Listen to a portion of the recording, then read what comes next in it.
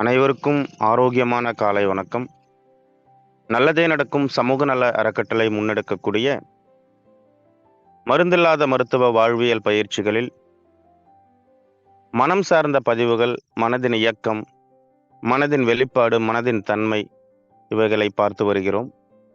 மனதை பற்றி பேச வேண்டுமென்றால் மாதக்கணக்கில் பேசிக்கொண்டு செல்லலாம். எனவே மருத்துவத்தில் நமக்கு தேவையான மனதின் பங்கு என்ன என்பதை ஓரளவு நாம் எடுத்துக்கொண்டு வாழ்வியல் சார்ந்த, மருத்துவம் சார்ந்த பகுதியை நோக்கி நாம் பயணிப்போம். மனதில் 2 செயல்பாடுகள் உள்ளது. பொதுவாக நாம் எதை எடுத்துக்கொண்டோம் என்றாலும் அதில் 2 இருக்கும். அந்த 2ம் சேர்ந்ததுதான் ஒரு இயக்கமாக இருக்கும். கண் இமைத்தல் என்றால் மூடி திறத்தல். 2 செயல்களும் சேர்ந்ததுதான் ஒரு இயக்கம். கண் இமைத்தல் என்ற இயக்கம். இதய துடிப்பு, சுருங்கி விரிதல். நாம் எதை பார்த்தோம் என்றாலும், ஒரு நாள் என்றால் இரவு பகல், நன்மை தீமை என்று நாம் எதை பார்த்தோம் என்றாலும் 2 செயல்கள் இருக்கும். இந்த 2ம் சேர்ந்த ஒரு இயக்கமாக இருக்கும். அதுபோல மனதின் இயக்கத்தில் உள்வாங்குதல், வெளியேற்றுதல் என்ற 2 உள்ளது. அது என்ன உள்வாங்குதல் என்றால், தகவல்களை நாம் கேட்கிறோம் அல்லவா? காதுகள் வழியாக கேட்கிறோம், கண்கள் வழியாக காட்சிகளை பார்க்கிறோம். இவைகளை கேட்கும்போது, இவைகளை பார்க்கும்போது மனதிற்கு உள் தகவல் செல்கிறது. இந்த மனது உள்வாங்கக்கூடிய இந்த தகவல்களை உணர்வு என்று சொல்லலாம். இந்த மனது வெளிப்படுத்தக்கூடிய தகவல்களை உணர்ச்சி என்று சொல்லலாம். உணர்வுக்கும் உணர்ச்சிக்கும் வேறுபாடு உள்ளது.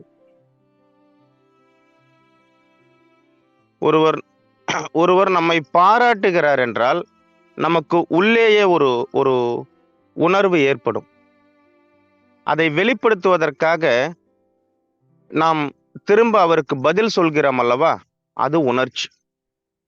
ஒருவர் நம்மை கோபப்படுத்துகிறார் என்றால் நமக்குள்ளே ஒரு உணர்வு ஏற்படும். அதை நாம் வெளிப்படுத்துகிறோம் அல்லவா? அது உணர்ச்சி. உணர்ச்சிகளை பற்றி கிட்டத்தட்ட ஒரு 20-25 நாட்களுக்கு முன்பே ஒரு நாள் நாம் பேசி இருக்கிறோம். இப்போ ஒரு நினைவூட்டல். உணர்வு, உணர்ச்சி என்றால் என்ன என்பது பற்றி ஒரு நினைவூட்டல், அவ்வளவுதான். உணர்ச்சி வசப்படக்கூடிய நிலையில் இருப்பதை விட உணர்வு நிலையில் இருந்து மனம் பயணிக்கும் போது அந்த மனிதன் சுகமாக இருக்க முடியும். உணர்வுக்கு இங்கு மிகப்பெரிய பங்குள்ளது. நாம் வெளிப்படுத்தும் விதம், அந்த உணர்ச்சி நிலை என்பது யாருடைய கட்டுப்பாட்டில் இருக்கிறது என்றால் நம்முடைய கட்டுப்பாட்டில் இருக்கிறது. ஆனால் உணர்வுகள் என்பது யாருடைய கட்டுப்பாட்டில் இருக்கிறது என்றால் நம் மனதில் பதிவு செய்யப்பட்டு இருக்கக்கூடிய பதிவுகளின் வழியில் உணர்வுகள் நமக்கு வெளிப்படுகிறது. உணர்ச்சி என்பது முழுமையாக நமது கட்டுப்பாட்டுக்குள் கலந்திருக்கிறது, அடங்கி இருக்கிறது. ஒரு உணர்ச்சியை இடத்திற்கு ஏற்றாற்போல் நம்மால் வெளிப்படுத்த முடியும். ஒரு கோபமாக இருக்கட்டும், பயமாக இருக்கட்டும், ஒரு அன்பாக இருக்கட்டும், தேவைக்கு ஏற்றார் போல, இடத்திற்கு ஏற்றார் போல நம்மால் மாறி மாறி அந்த உணர்ச்சியை வெளிப்படுத்த முடியும். அந்த ஆற்றல், அந்த பிரித்தாளும் சூழல் நம்மிடத்தில் உள்ளது. அந்த உணர்ச்சி வெளிப்படக்கூடிய இடத்தில் நமது புத்தி உடனிருந்து நமக்கு பங்காற்றும், வேலை செய்யும். சரி, இப்போ குணநலக்கேடுகள் என்று நேற்றைய முன்தினம் நாம் பார்த்தோம். பயம், துக்கம், கோபம், எரிச்சல், பொறாமை, மகிழ்ச்சி, அகங்காரம், இவை அத்தனையுமே ஒரு குணநலக்கேடுகள் என்று பார்த்தோம். இந்த குணநலக்கேடுகளை சரி செய்யக்கூடிய ஒரு குணம் எதுவென்றால் அமைதி என்ற ஒரு குணம் என்பதையும் நாம் பார்த்தோம். இந்த குணநலக்கேடுகள் உடல் வழியாக எவ்வாறு பிரதிபலிக்கிறது என்பதை நாம் தெரிந்து கொள்ளலாம். நாம் இதற்கு முன்பு பஞ்சபூதங்கள், ஐம்பூதங்களை பற்றி பார்த்திருக்கிறோம். இந்த ஐம்பூதங்களோடு நேரடி தொடர்பில் இருக்கக்கூடிய உடல் உள்ளுறுப்புகளும் எதுவது என்பதை நாம் பார்த்திருக்கிறோம். நிலம் என்று சொல்லக்கூடிய அந்த பஞ்சபூதத்தோடு நமது மண்ணீரல், நேரடி தொடர்பில் இருக்கிறது. நீர் என்று சொல்லக்கூடிய அந்த பஞ்சபூதத்தோடு நமது சிறுநீரகங்கள் நேரடி தொடர்பில் உள்ளது. காற்று என்று சொல்லக்கூடிய அந்த பஞ்சபூதத்தோடு நமது நுரையீரல் நேரடி தொடர்பில் உள்ளது. நெருப்பு என்று சொல்லக்கூடிய அந்த பஞ்சபூதத்தோடு நமது இதயமும் இருதய மேலுறையும் நேரடி தொடர்பில் உள்ளது. ஆகாயம் என்று சொல்லக்கூடிய பஞ்சபூதத்தோடு நமது கல்லீரல் நேரடி தொடர்பில் உள்ளது என்பதை நாம் பார்த்தோம். பஞ்சபூதத்தோடு நேரடி தொடர்பில் இருக்கக்கூடிய நமது உடல் உள்ளுறுப்புகள், இந்த ராஜ உறுப்புகள் நமது மனதோடு நேரடி தொடர்பில் இருக்கிறதா என்றால் ஆம், நம் மனதோடும் நேரடி தொடர்பில் இருக்கிறது. அது என்ன, எந்தெந்த உறுப்புகள் எந்தெந்த உணர்ச்சிகளோடு நேரடி தொடர்பில் உள்ளது என்பதை நாம் புரிந்து கொள்ளலாம். கவலை என்ற ஒரு உணர்வு ஒருவருக்கு வெளிப்படும் போது அவரது வயிறு என்று சொல்லக்கூடிய அந்த மண்ணீரல் ஆற்றலை இழக்கிறது. தொடர்ச்சியா ஒருவர் கவலைப்பட்டு கொண்டே இருக்கும்போது கவனிச்சு பார்ப்போம், கவலையா இருக்கும்போது சாப்பிட பிடிக்காதுங்க. எதையோ நினைச்சு கவலைப்பட்டுக்கிட்டே இருக்கும்போது பசியே வராது. சாப்பாட்டை பார்த்தாலே ஒரு ஒரு எரிச்சல் வரும், பிடிக்காது, அதை ஒதுக்கணும் போல ஒரு எண்ணம் வரும். கவலை என்கிற ஒரு உணர்வு அந்த பசி என்கிற ஒரு உணர்வை மட்டுப்படுத்தும். பசியை உருவாக்கக்கூடியதில் மிக முக்கியமான பங்காற்றக்கூடிய ஒரு உள்ளுறுப்பு எதுவென்றால் நமது மண்ணீரல். கவலை என்ற ஒரு உணர்வு வெளிப்படும் போது அந்த மண்ணீரல் தத்தமது தன்னுடைய ஆற்றலை குறைத்து கொள்கிறது. அந்த கவலை என்ற உணர்வை சரி செய்வதற்காக மண்ணீரல் பெரும் பங்காற்றுகிறது. இங்கு மனதை சரி செய்வதற்காக உடலும், உடலை சரி செய்வதற்காக மனமும் மாறி மாறி செயல்பட்டு கொண்டு இருக்கும். அதுதான் மிகப்பெரிய அற்புதம். உடலும் மனமும் கணவன் மனைவி போன்றது. உடல் மனதிற்கு உதவி செய்யும், மனம் உடலுக்கு உதவி செய்யும். இரண்டும் ஒற்றுமையாக இருக்கும்.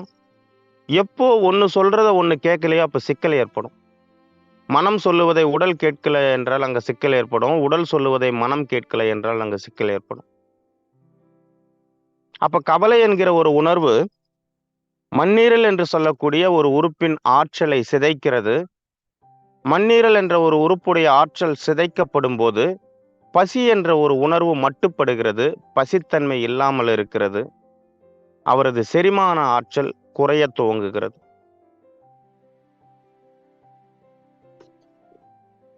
கவலையின் உச்சம் எங்கு சென்று நிற்கும் என்றால், தொடர்ந்து ஒருவர் கவலைப்பட்டு கொண்டே இருந்தால் அந்த கவலை பெருகி துக்கமாக மாறும். ஒரு துக்க வீட்டுக்கெல்லாம் போனாங்க அப்படின்னாக்கா அழுவாங்க, அங்கெல்லாம் சாப்பிடவே மாட்டாங்க. ஏன்னா உடனிருந்த ஒருவர், பழகிய ஒருவர் இல்லாம போயிட்டாங்களேங்கிற ஒரு கவலை. உறவினர்கள், சொந்தங்கள், நண்பர்கள் சாப்பிட மாட்டாங்க. செயல் என்னமோ ஒண்ணுதான், ஆனா ஒவ்வொருக்கும் ஒவ்வொரு பாதிப்பு ஏற்பட்டு இருக்கும். ஆனா அந்த குடும்பத்தில் இருப்பவர்களுக்கு பார்த்தோம்னாக்கா அந்த கவலை ரொம்ப உச்சத்துக்கு இருக்கும், ரொம்ப அதிகமாக இருக்கும். அவங்க அழும்போது பார்த்தோம் அப்படின்னாக்கா தேம்பி தேம்பி அழுவாங்க. அப்போ கவலையின் உச்சம் எதுவென்று பார்த்தோம்னா துக்கம். உச்சம் என்று கூட சொல்ல முடியாது, கவலையின் அடுத்த நிலை துக்கம். இப்ப துக்கம் என்ற ஒரு உணர்வு, மன உணர்வு என்ன செய்யும் அப்படின்னாக்கா நுரையீரல் என்று சொல்லக்கூடிய ஒரு உறுப்புடைய செயல்பாட்டை குறைக்கும். சாதாரணமா அழுகிறதுக்கும் துக்கத்துல அழுகிறதுக்கும் வித்தியாசம் இருக்குங்க. அழுகையை தொடர்ந்து அழுகும்போது அந்த அந்த மன ரீதியாக அந்த அழுகைக்கான காரணம் என்ன என்பதை நினைத்து நினைத்து அழுகும்போது தேம்பி தேம்பி அழ ஆரம்பிப்பாங்க. தேம்பி தேம்பி அழும்போது அப்படி இடையில மூச்சு திணறல் ஏற்படும், மூச்சு தடை ஏற்படும். அதுதான் தேம்பி தேம்பி அழுவது என்று சொல்றது. உடம்பில் இருக்கக்கூடிய ஒட்டுமொத்த காற்றையும் பராமரிக்கக்கூடிய ஒரு உறுப்பு நுரையீரல். மூக்கோடு நேரடி தொடர்பில் இருக்கக்கூடிய ஒரு உறுப்பு நுரையீரல். மூச்சு என்றால் அது நுரையீரலோடு தொடர்பு இருக்கு அப்படின்ட்டு நம்ம அனைவருக்குமே தெரியும். அப்போ துக்கம் என்ற ஒரு உணர்வு ஏற்படும் போது அவருக்கு நுரையீரல் என்ற ஒரு உறுப்பு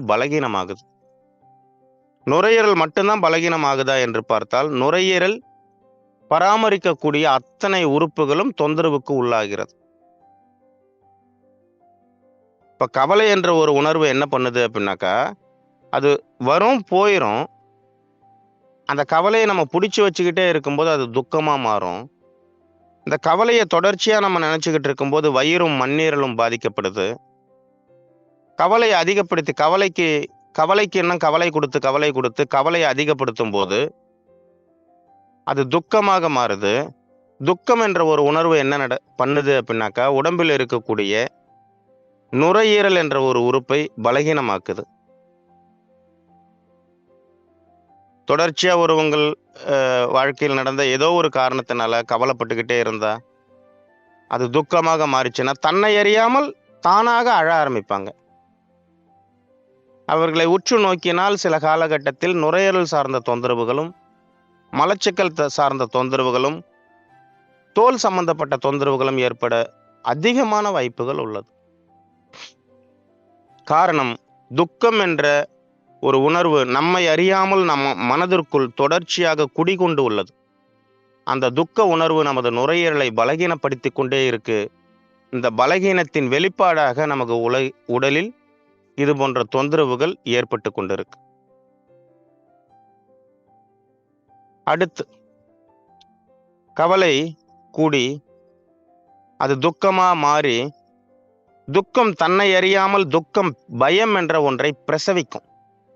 பயம் வருவதற்கு பல காரணம் உண்டு.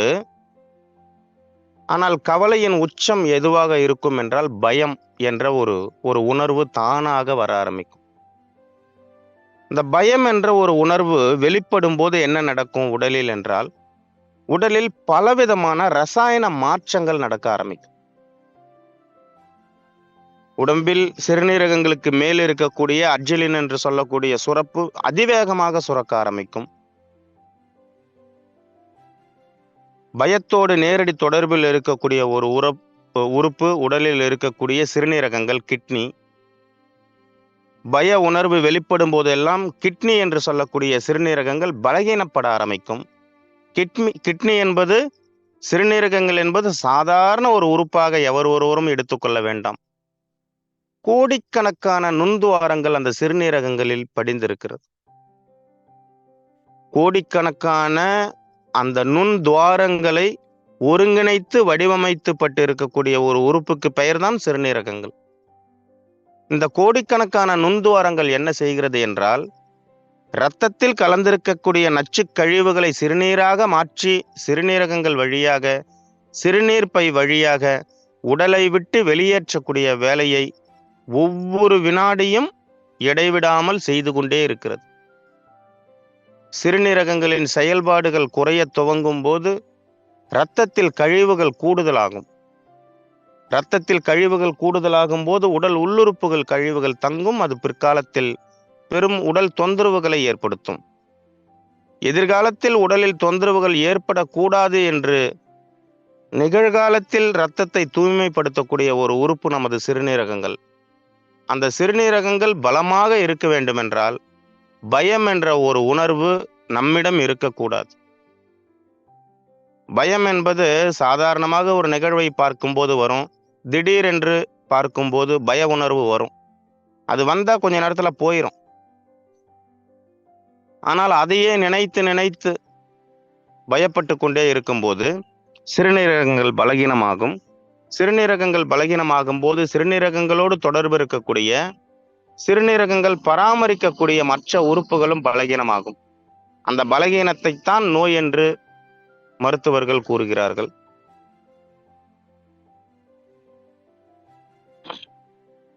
அடுத்ததாக மிக முக்கியமான ஒரு உணர்வு மகிழ்ச்சி, சந்தோஷம். மகிழ்ச்சி என்பது தமிழ், சந்தோஷம் என்பது சம்ஸ்கிருதம். இவ்வளவுதான். சோறு என்பது தமிழ், சாதம் என்பது சம்ஸ்கிருதம். அவ்வளவுதான். ரெண்டும் ஒண்ணுதான். ஒருவர் மகிழ்ச்சி என்ற மனநிலையில் தொடர்ச்சியாக இருக்கும்போது அவரது இருதயம் பலகீனத்திற்கு உள்ளாகிறது. இது ஏற்றுக்கொள்ள முடியாத ஒரு தகவலாக இருந்தாலும் ஏற்றுக்கொள்ள வேண்டிய ஒரு தகவலாக உள்ளது. தொடர்ந்து ஒருவருக்கு மகிழ்ச்சி அதிகமாகிக் கொண்டே வரும்போது, மகிழ்ச்சியின் ஆரம்ப கட்டத்தில் யாருக்கும் எந்த பிரச்சனை இல்லை. பயத்தின் ஆரம்ப கட்டத்தில் யாருக்கும் எந்த பிரச்சனை இல்லை. துக்கத்தின் ஆரம்ப கட்டத்திலும் பிரச்சனை இல்லை. கவலையின் ஆரம்ப கட்டத்திலும் பிரச்சனை இல்லை. அதுபோல மகிழ்ச்சியின் ஆரம்ப கட்டத்தில் எந்த தொந்தரவும் இல்லை. அதை அனுபவிக்கலாம், ஏற்றுக்கொள்ளலாம். ஆனால் மகிழ்ச்சி தொடர்ச்சியாக கூடும்போது அந்த மகிழ்ச்சி தன்னை அறியாமல் ஒரு புகழ்ச்சி மனநிலையை மனதிற்குள் ஏற்படுத்தும். அந்த மகிழ்ச்சி என்ற புகழ்ச்சி மனநிலை இருதயத்தை பலகீனப்படுத்தும். சந்தோஷத்துல என்ன பண்ணனே தெரியல, அவ்வளோ ஹாப்பி. நான் அந்த ஹாப்பியில என்ன பண்ணனே எனக்கு தெரியல. நிறைய இடத்துல அந்த வார்த்தையை நம்ம கேள்விப்பட்டிருக்கலாம். ஒருவருக்கு உள்ளுக்குள்ள அப்படியே சந்தோஷம் பூரிச்சுக்கிட்டு இருக்கும்போது பெரிய பெரிய எஜமானி ஆயிடுவார், பெரிய தர்மகத்தாவாயிருவார். நிறைய திரைப்பட காட்சிகள்ல கூட நம்ம பார்த்திருக்கலாம். ஒருவர் அவரை புகழ்ந்து கொண்டே இருக்கும்போது, என் மனம் மகிழ்வதற்காக நீ என்னை புகழ்கிறாய், உன் மனம் மகிழ்வதற்காக எனது செல்வங்களை நான் தருகிறேன் என்று பொருளாகவும் கொடுப்பாங்க, வெறும் வாய் வார்த்தையாக சொல்லி முடிக்கிற திரைப்பட காட்சிகள் எல்லாம் உண்டு.